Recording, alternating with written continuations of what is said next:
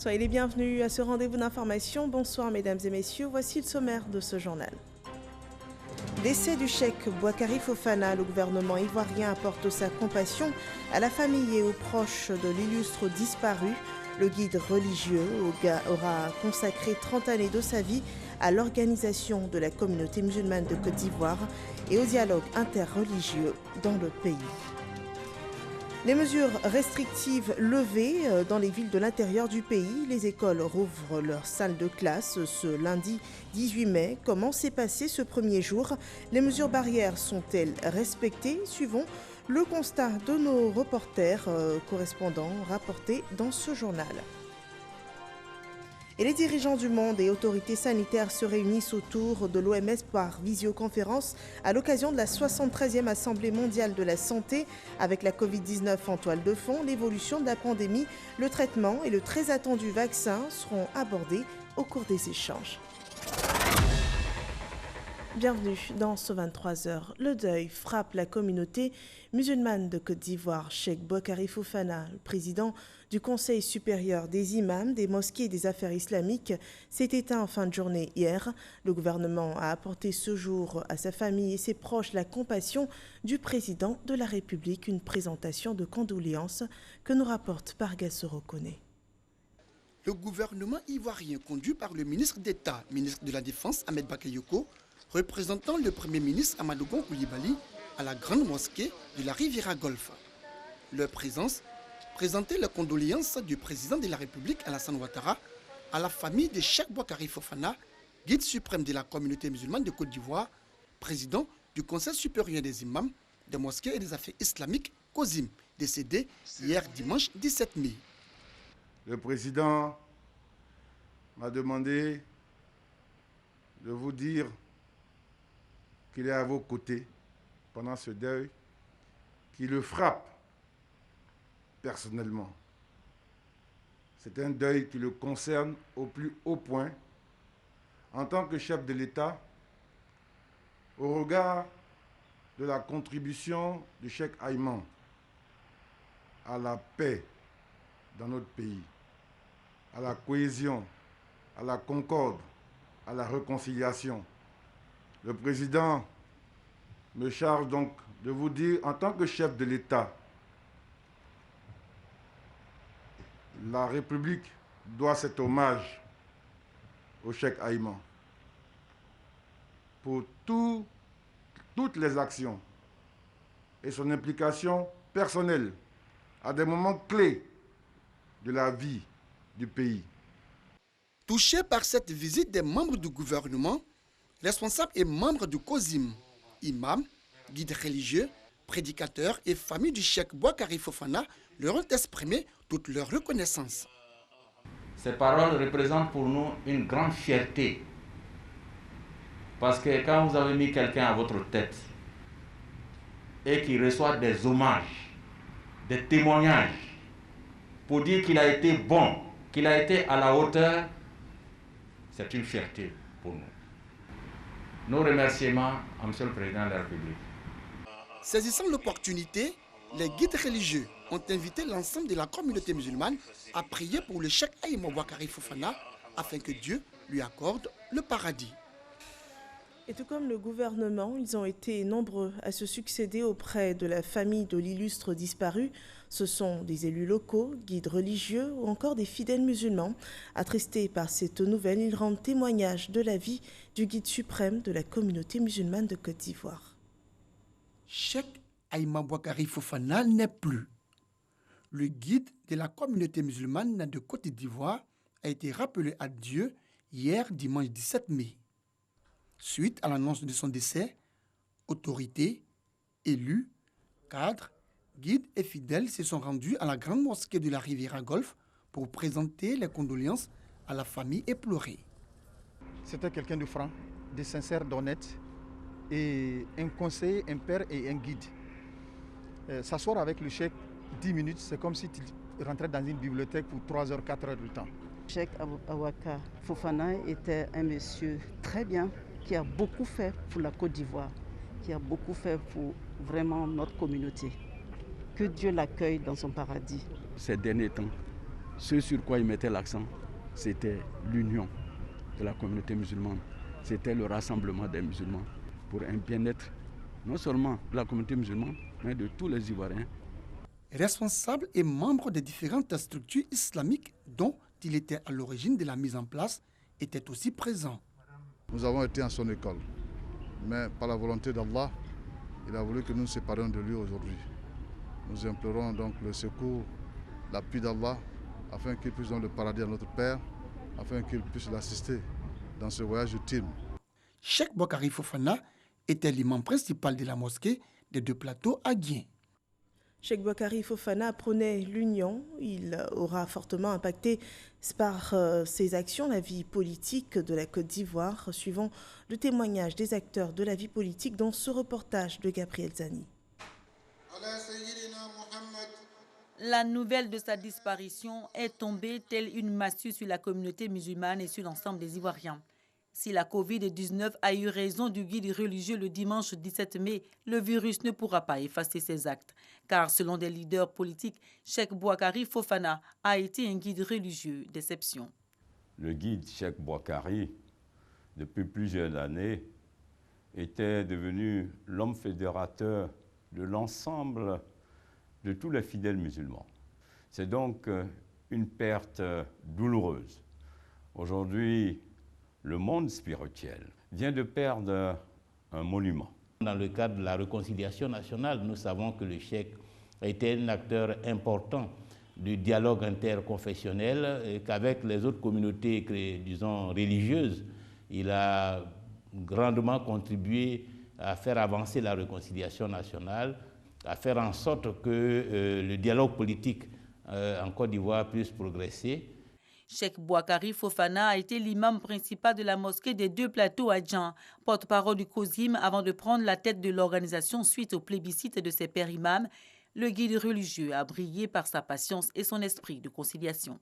Homme de foi, il s'est également investi dans les actions de réconciliation nationale et de recherche de la paix en Côte d'Ivoire aux côtés de la société civile et des autres communautés religieuses. Que nos ferventes prières en cette période culturelle importante qu'est le Ramadan accompagnent son âme afin qu'elle repose en paix. Nous avons travaillé ensemble dans une structure qui était présidée par feu Mathieu Ekra. Moi, je représentais le Front populaire ivoirien. Amadou Soumaoro, président actuel de l'Assemblée nationale, et mon ami et frère Fanny Ibrahima représentait le RDR. Donc je peux dire que nous avons perdu quelqu'un de bien. Les hommages en l'honneur de l'homme ne manquent pas, surtout venant de la classe politique qui s'est réunie autour de lui à maintes reprises. Par son hardiesse à gérer les crises, Cheikh Boakari Fofana a fini par intégrer le comité de médiation des religieux entre l'État et les différentes couches sociales sur plusieurs décennies. C'est un monsieur que j'ai connu, moi, il y a très longtemps. Il n'était même pas encore de cette envergure-là. Il était encore directeur de l'agence CIB de la Cité Rouge où nous étions étudiants à l'époque. Ce que je retiens de sa vie, c'est qu'il s'est engagé fortement, résolument, n'est-ce pas, dans sa foi, et ça lui a permis d'accéder à cette dimension-là. Consacré par ses actions comme grand médiateur, ce brillant économiste a fait de la communauté musulmane en Côte d'Ivoire une organisation plus forte. Les acteurs politiques le disent, Cheikh Boakari Fofana était un guide d'exception, un exemple donc pour ses pairs, mais aussi pour les jeunes générations. Pour en savoir davantage sur le président du COSIM, suivant le tableau de son parcours de vie retracé pour vous par Pargasso Reconnaît. Originaire de Tekorodougou, village situé dans la sous-préfecture de Djoulaté-Dougou, région du Kabadougou au nord de la Côte d'Ivoire, Cheikh Aïma Boakari Fofana est né le 21 février 1943 à Adjamé. Durant son parcours universitaire, le président du Conseil supérieur des imams, des mosquées et des affaires islamiques COSIM va allier connaissances religieuses et académiques.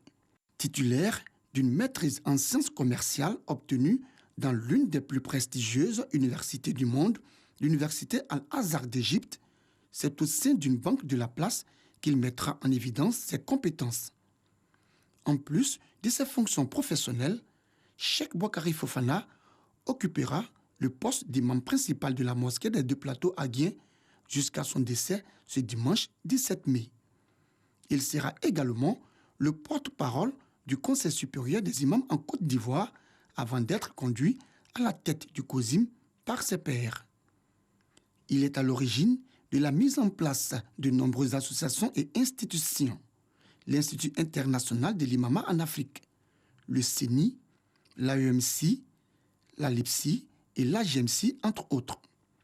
Il part, laissant derrière lui une communauté musulmane triste, mais surtout une famille inconsolable.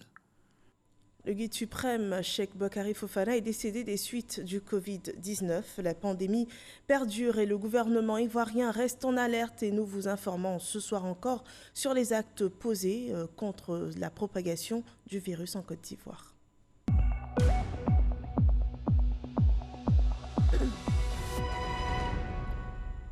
Ce lundi, dans plusieurs localités du pays, les élèves ont retrouvé les salles de classe. Avec la pandémie, des dispositions ont été prises pour une bonne et saine reprise des cours. Voyons comment la rentrée s'est effectuée dans la ville de Bouaké avec Djeneba Ouattara et Soro Corona. L'école reprend ses droits ce matin à l'intérieur du pays, suite à l'annonce du président de la République Alassane Ouattara. Au groupe scolaire Irdo, la rentrée est effective avec des dispositions spécifiques. Chez nous, nous avons décidé que ce soit les 6 classes qui reprennent. Sauf que chaque classe est scindée en 2. Le premier groupe fait cours le lundi et puis le deuxième groupe fait cours le mardi. De telle sorte que chaque enseignant reste avec ses élèves. Nous, on estime qu'en faisant ainsi, l'enseignement sera efficace. Au lycée Jeune Fille de Bouaké, les consignes sont appliquées dans des strictes mesures. Nous respectons les mesures de distanciation et dans chaque classe, il y a un gel désinfectant sur le bureau de chaque professeur. Les élèves ont leur cache-nez. Elles-mêmes, elles ont leur petit gel dans leur sac. Et ici, aux 2 entrées, nous avons mis le dispositif de lavage de mains et les gels désinfectants. Au lycée technique, les cours ont effectivement commencé. Le souci majeur est comment sauver l'année scolaire en cours. Nous avons déjà un avantage puisque nous avons fini le premier semestre depuis le mois de janvier. Donc, nous avons arrêté le cours ici le 17 mars. Donc, nous avons une bonne avance.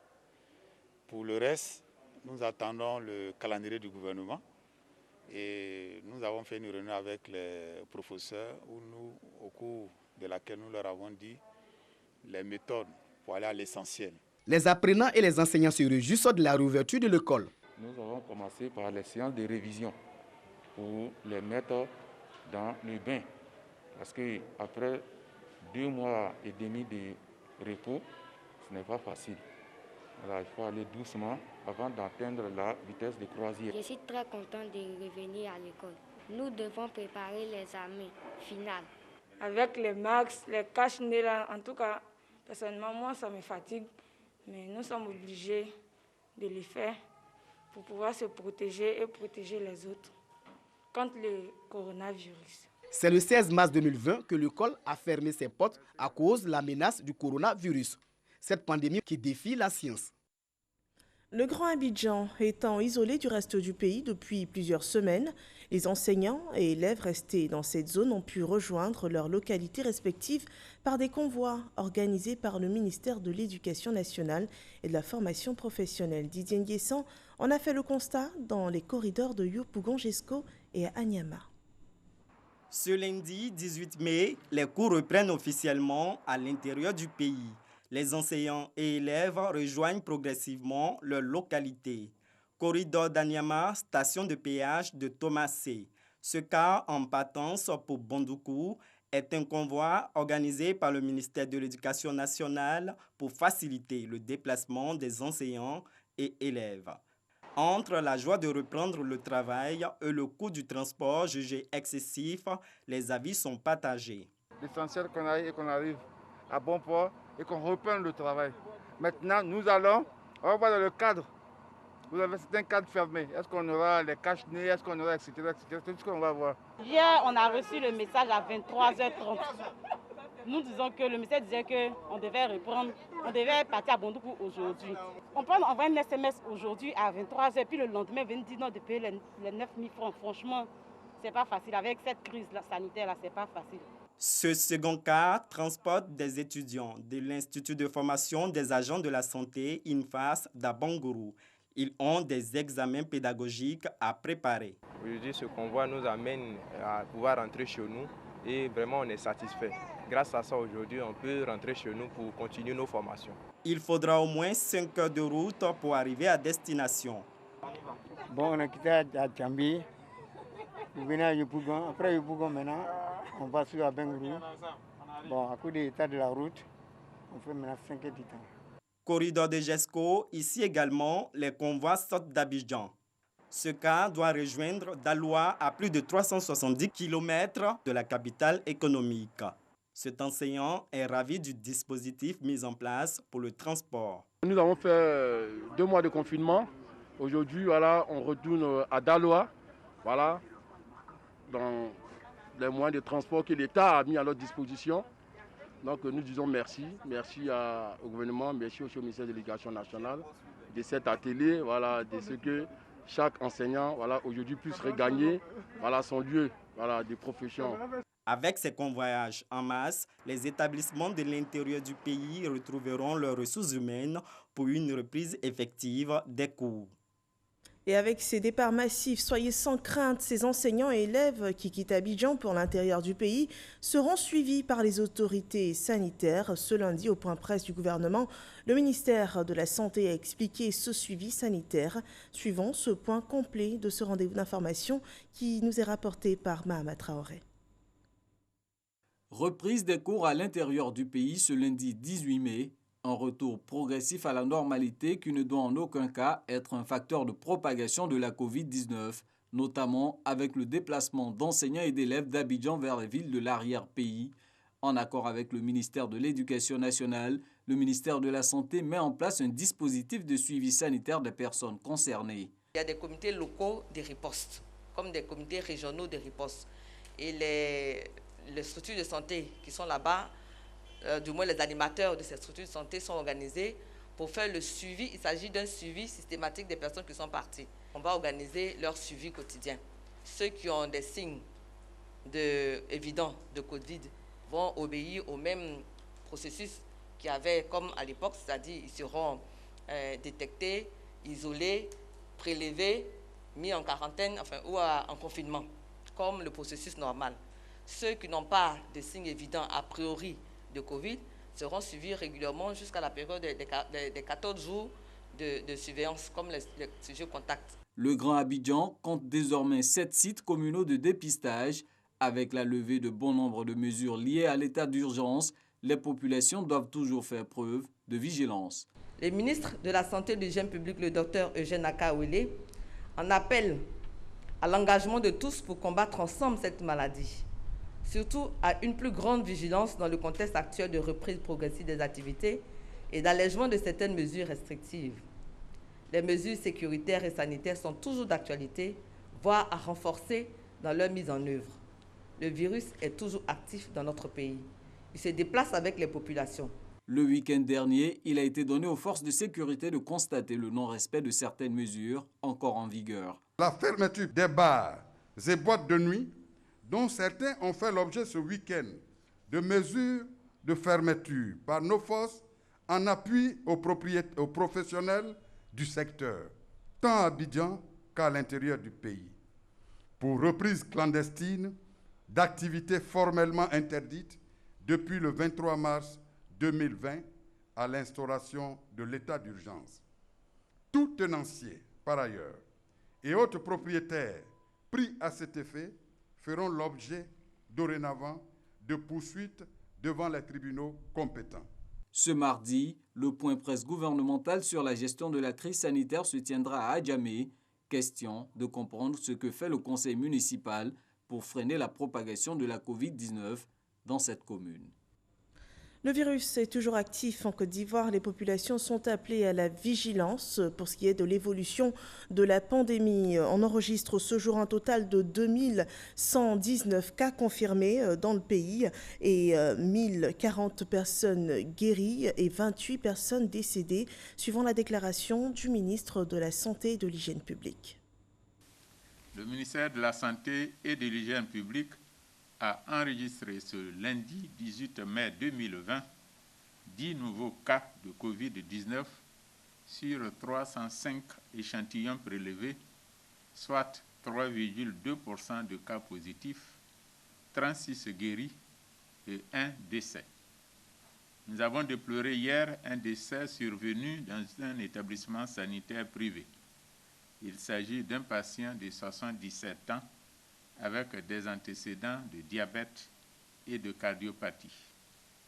Le ministère de la Santé et de l'Hygiène publique présente ses condoléances à la famille éplorée.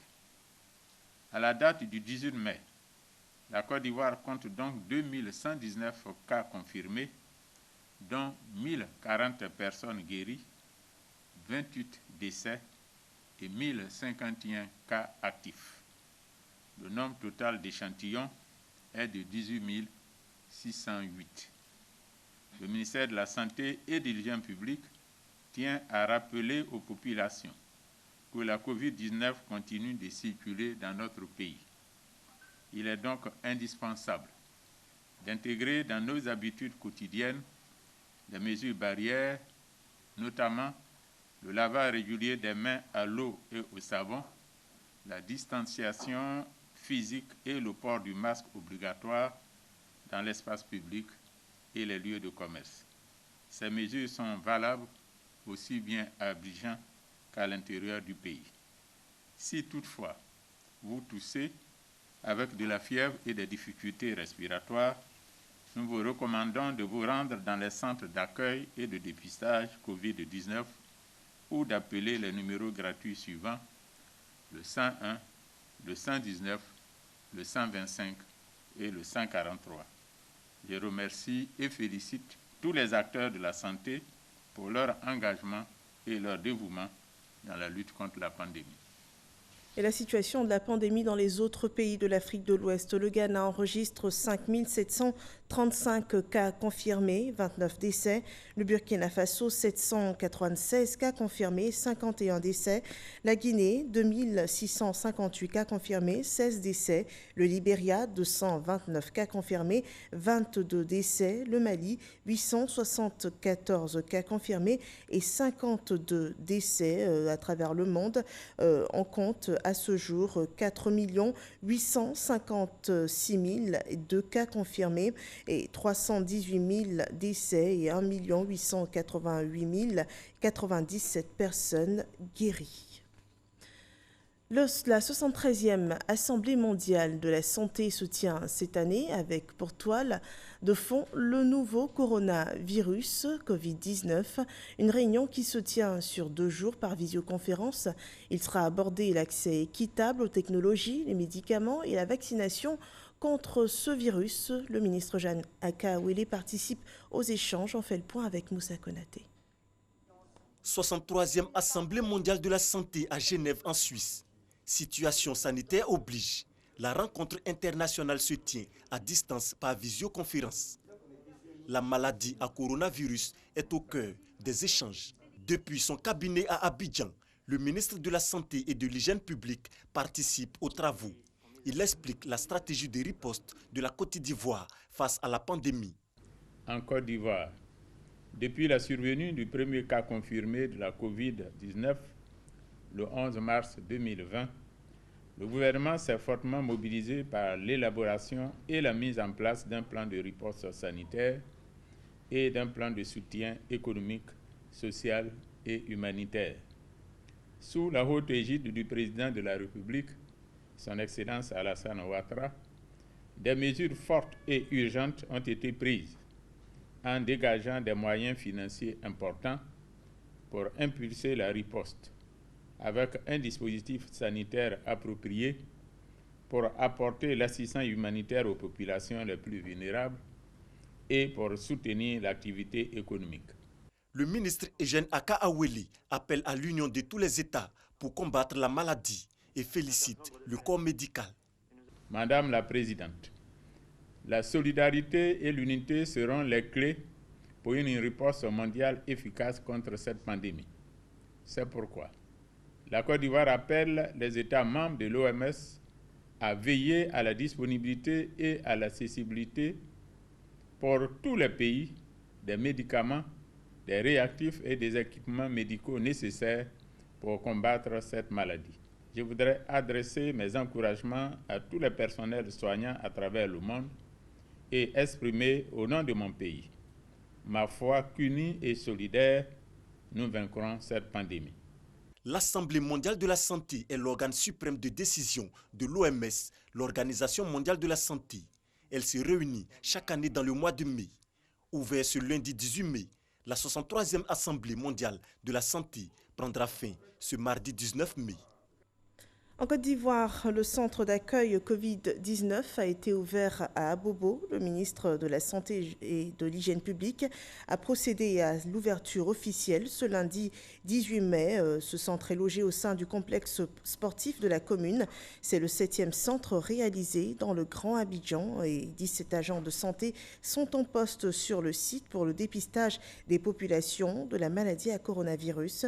Le ministre Eugène Akaaweli s'est réjoui de la réalisation de ce site et invite les populations à le fréquenter massivement.